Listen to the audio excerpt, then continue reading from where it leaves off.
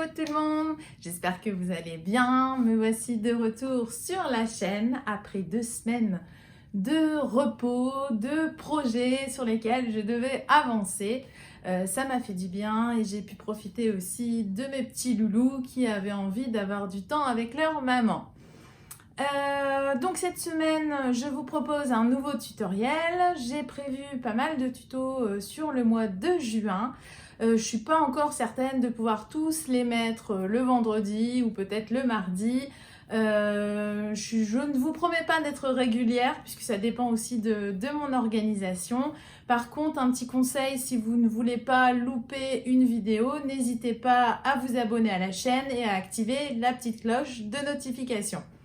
Donc cette semaine, on repart à la découverte d'un nouveau tuto. Vous êtes prêts? Allez hop, c'est parti!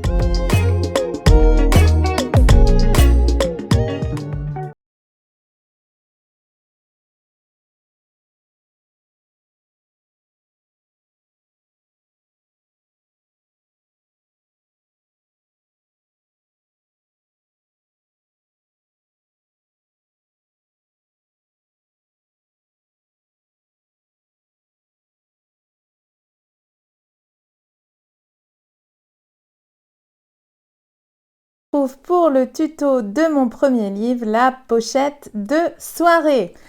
Donc au niveau des matières, j'ai pris 2 rectangles de coton pour ma doublure. J'ai utilisé comme tissu rigide de la suédine réversible double face. Pour ma face avant, j'ai pris du simili pailleté, également de la suédine. J'ai repris le même tissu imprimé pour l'extérieur. Un morceau de passepoil, mon zip. J'ai également mes petites chutes pour mon coin de zip. Pour l'originalité du galon, j'ai pris un morceau de sangle, un petit ruban et je me tâte à peut-être ajouter du biais de chaque côté ou aussi des petits boutons. Alors je sais pas si vous êtes comme moi, mais je récupère énormément les petits boutons sur les vêtements usagés et je me dis que ça serait peut-être pas mal de les utiliser ici. Pour la sangle, ça va être une originalité. J'ai tressé des cordons, vous voyez. Donc j'ai des cordons type lacet et j'ai également un fil en fait qui sert pour le crochet. Il vous faudra également les œillets et un aimant.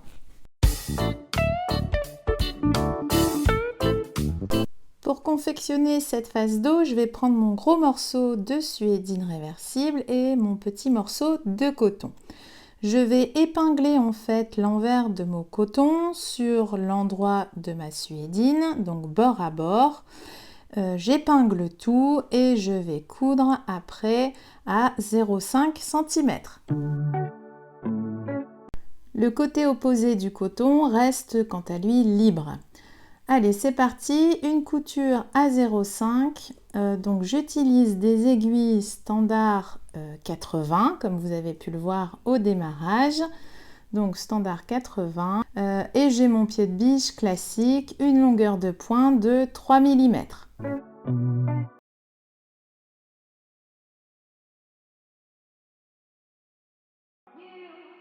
Première couture, c'est bon. Donc maintenant, on va s'occuper du côté libre du coton où on va venir coudre notre passepoil. Je repère l'endroit de l'envers. J'épingle mon passepoil endroit contre endroit.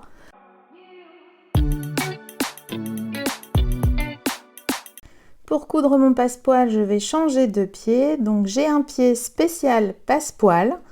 J'ai également le pied fermeture à glissière que vous pouvez utiliser ou le pied fin. Donc l'avantage du pied fin, c'est que vous n'avez pas les côtés un peu embêtants du fermeture à glissière. Donc je vais opter pour mon pied passepoil, je le positionne et je fais attention de régler l'aiguille pour qu'elle tombe bien dans le trou.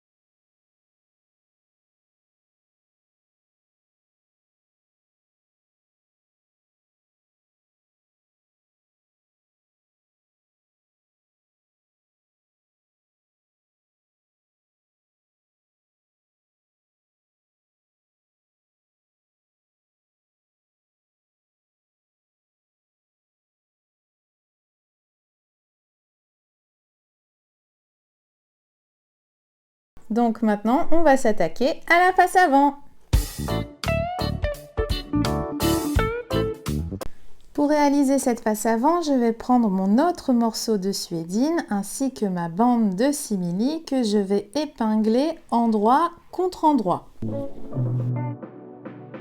Petite astuce pour celles qui ont peur de ne pas coudre droit, n'hésitez pas à tracer sur l'envers de votre tissu des lignes repères. Donc je change mon pied de nouveau, je reprends le pied classique, je garde une longueur de pointe de 3 mm. Et donc c'est parti, je vais coudre à 0,5 cm des bords.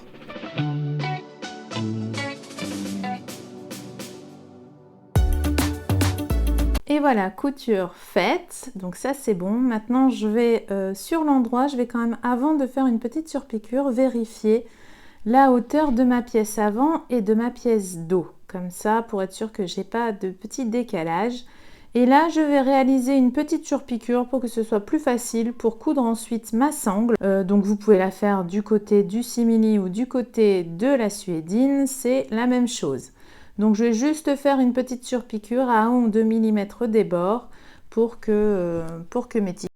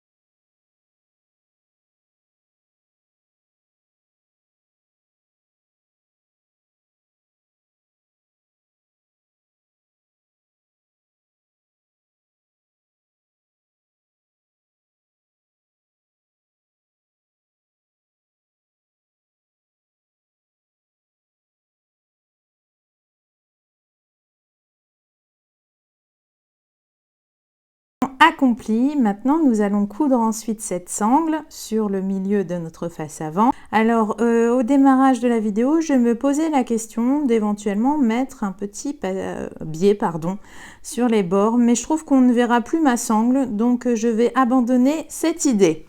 J'ai donc tracé sur ma suédine ma ligne repère à 1,5 cm du bord en fait.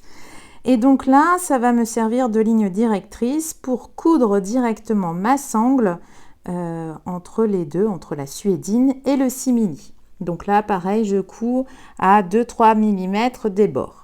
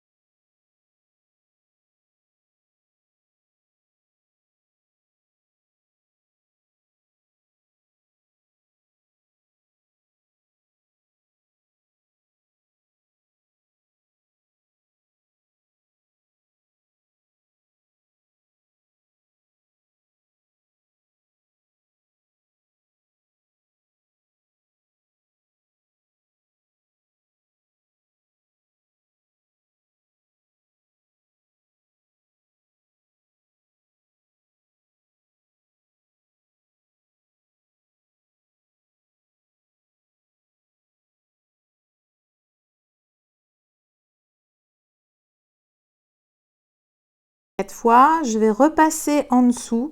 Donc je vais repasser 2 fois. Et la 3e fois, je repasse et je vais faire un petit nœud. Alors attendez que je repasse, voilà. Je vais garder bien une bout de mon fil, je vais passer 1 fois, 2 fois et ça va former directement un petit nœud. Voilà. Et pour être sûr, je refais encore un triple nœud avec les petits fils du départ. Comme ça, je suis certaine que mon bouton va tenir. Et je fais pareil donc pour tous mes boutons. Mes petits boutons sont cousus, maintenant on passe au zip. Donc le zip, je pense que ça n'a plus de secret pour vous maintenant, parce que j'en mets beaucoup dans mes créations. Alors donc l'idée ici, on va déjà de une coudre nos petits coins de propreté du zip. Donc l'on met sur les extrémités, je vais coudre à 1 mm. Si vous avez besoin de plus d'infos sur les coins de propreté du zip, je vous renvoie à la vidéo qui traite longuement ce sujet. Je vais essayer de vous l'épingler en haut à droite. Donc je fais pareil de chaque côté de mon zip. Voilà, et je couds à 1 mm des bords.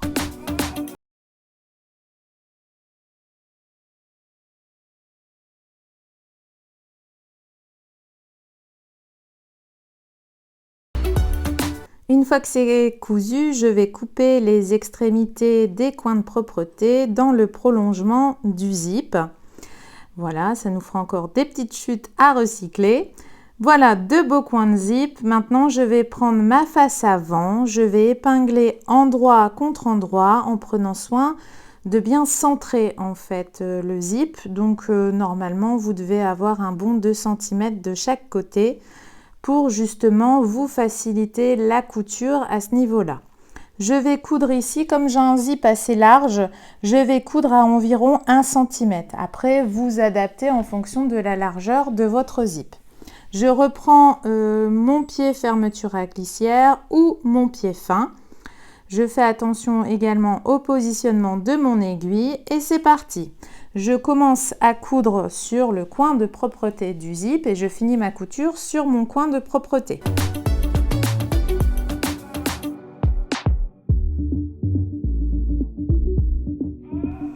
Donc voilà, je vais vous montrer. Donc j'ai bien cousu, donc je vais couper mes petits fils et j'ai bien laissé mes extrémités de 2 cm libres.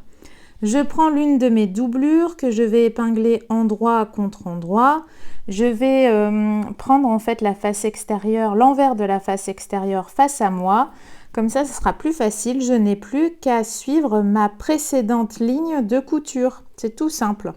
Donc je me positionne, voilà, et je commence toujours en fait au niveau des coins de zip.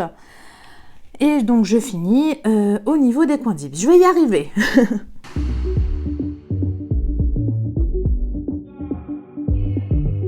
Voilà, couture check. Donc regardez, j'ai bien les extrémités qui sont bien libres.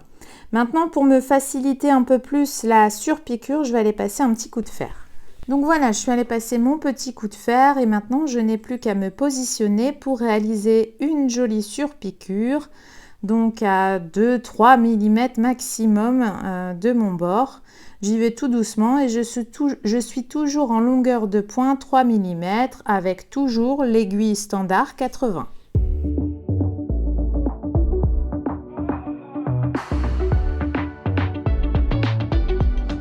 Voilà, nous avons terminé un des premiers côtés. Maintenant, on va faire exactement la même chose pour le deuxième côté. Donc, je vais épingler l'endroit de mon zip sur l'endroit de ma face dos. Je fais bien attention de bien faire correspondre en fait les côtés de mes faces avant et de ma face dos. Et donc là, pareil, je vais recoudre à 1 cm et je ferai la même chose avec ma doublure.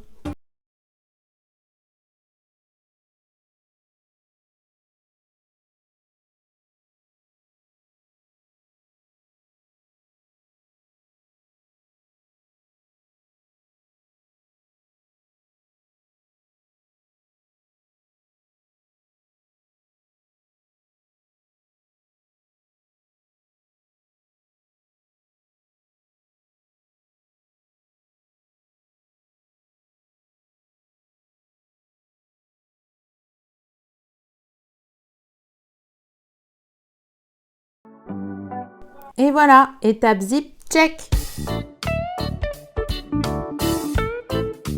Donc avant de me lancer dans l'assemblage final, je vais fixer la pression. Donc j'ai mesuré le milieu de ma bande de zip, d'accord, j'ai tracé un repère et donc là je vais simplement marquer les emplacements des pattes de fixation de ma pression. Je vais faire de légères entailles avec mon petit coupe-fil et pour utiliser toujours un peu plus de chute, je prends un petit rectangle de suédine. Je repère également l'emplacement des pattes. Donc j'insère ma pression et j'insère cette petite chute, plus après la petite rondelle de fixation pour rabattre les pattes. Et donc je vais quand même ôter l'excédent de la petite chute pour être sûr que ça ne fasse pas de mauvais faux plis. Donc voilà, ma partie malle est installée. Maintenant je vais replier ma pochette, bien tendre et replier. Si besoin, vous pouvez épingler sur les côtés. Je vais faire en sorte de laisser un bon 1 cm, 1 cm et demi de suédine bleue visible. J'appuie sur ma partie malle, je repère après l'emplacement des pattes de fixation de ma partie femelle et je procède à l'identique. J'écarte bien ma doublure, je prends avec mon petit coupe-fil pour faire de légères entailles, pardon. Pareil, j'utilise un petit coin de chute, j'insère ma partie femelle, j'insère ma chute et après ma petite rondelle de fixation et je rabats les petites pattes. Je revérifie ensuite si tout est bien mis, enfin on espère, c'est nickel, c'est bon. Donc c'est parti, on passe à l'assemblage final. Donc j'ouvre mon zip, je ne l'oublie pas cette fois. Donc je vais replier au niveau des coins de zip, ok, bien faire correspondre bord à bord mes parties. Et donc là, je vais coudre à peu près, au niveau de l'espace, vous devez avoir à peu près 2 cm. Donc je me positionne au plus près de mon coin de zip. Donc si vous avez choisi des tissus très épais, laissez au minimum quand même une marge de 2-3 mm. Ne vous collez pas sur le coin de zip. Ça fera un plus beau rendu au niveau de votre pochette, enfin de votre sac ou de votre pochette.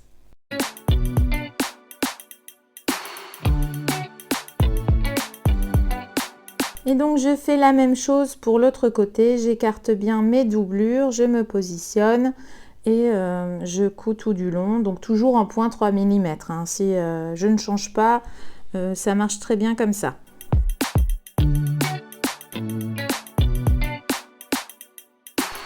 Bon, j'ai l'impression que je ne suis pas allée très droite là, donc je vais reprendre.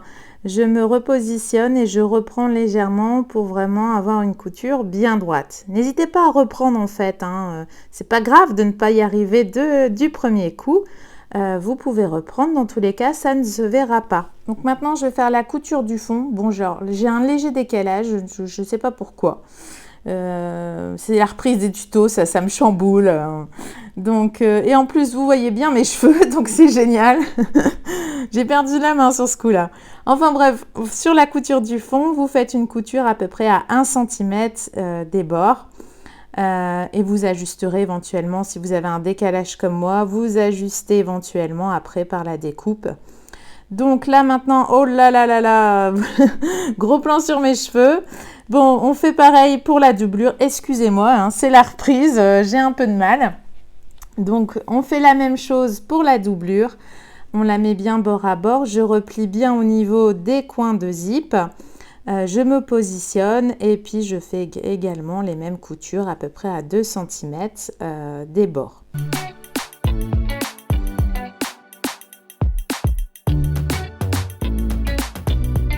Pour la doublure, je me retrouve aussi avec un petit décalage, c'est pas grave, je récupérerai par la suite. Je laisse bien une ouverture pour retourner mon travail et je fais également une couture à peu près à 1 cm des bords.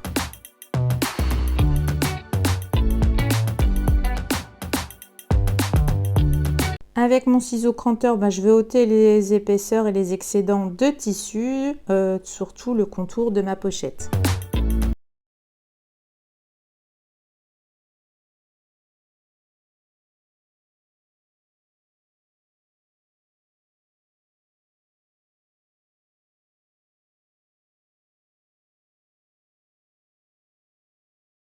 À l'aide de mon petit outil de chez Prime, je vais bien reformer les angles. Donc j'y vais mollo parce que je ne voudrais pas transpercer mon simili-cuir. Donc ça m'aide à bien reformer les angles. Je fais ça pour le fond de la pochette.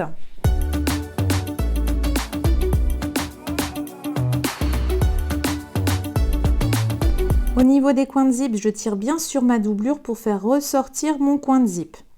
Je fais une opération de bascule. Je mets bien ma doublure dans le fond et voilà. Je n'aurai plus qu'à aller passer un tout petit coup de fer, enlever les minous pour remettre en forme ma pochette. On attaque les dernières finitions. Donc pour les œillets, sur l'envers, j'ai fait un repère à 1,5 cm du haut et du bord. En fait, on va percer un œillet complètement à travers. Je l'ai déjà fait pour vous montrer. Donc là, je vais prendre toutes mes épaisseurs de tissu et je vais percer à travers. Donc j'ai la pince Prime. Bien forcément, j'avais pas ôté les excédents de tissu de mon précédent perçage. Donc voilà. Donc je m'y reprends à plusieurs fois. Elle est un peu vieille hein, ma pince. Je vais éventuellement mettre aussi un point de colle tout autour, de la colle anti-effilochage.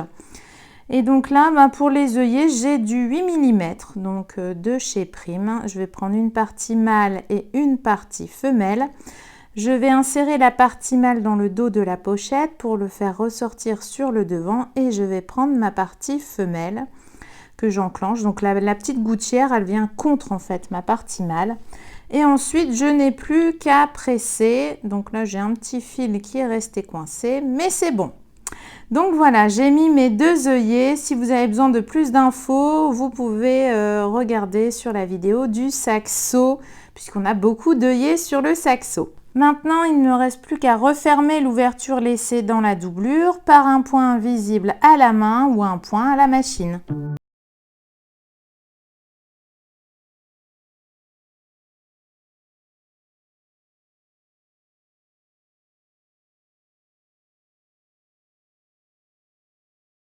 Confectionner moi-même la petite cordelette, enfin la petite chaînette on va dire. Donc j'ai pris deux cordons de type lacet. Donc j'ai pris 2 mètres en fait de chaque cordon. 2 mètres, ça me donne en fait au final après avoir fait le tressage, j'ai 1,35 m. Donc je pense que c'est pas mal puisque là je vais le positionner. Je vais simplement faire un nœud sur le contour. Et je l'insère donc dans les petits œillets et je fais un simple nœud. Après, je n'aurai plus qu'à, si je veux, rajouter un petit côté frange. Je vais, comment dire, ôter les nœuds en fait sur les lacets et ça me donnera un aspect un peu pompon frange. Donc ça pourra être très sympa.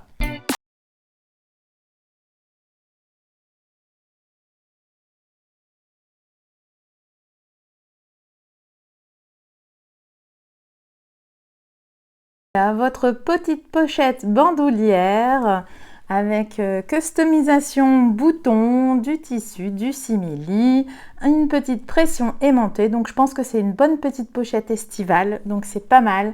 Pochette de soirée, petit sac en bandoulière. Vous pouvez éventuellement aussi rétrécir la largeur, enfin ajuster la largeur à vos besoins. J'espère que ce tutoriel vous aura plu, que vous aurez appris des choses. N'hésitez pas à me laisser un petit commentaire en dessous de la vidéo, un petit pouce en l'air, ça fait toujours plaisir au moral. Et je vous dis à très vite pour un prochain tuto. Bye bye!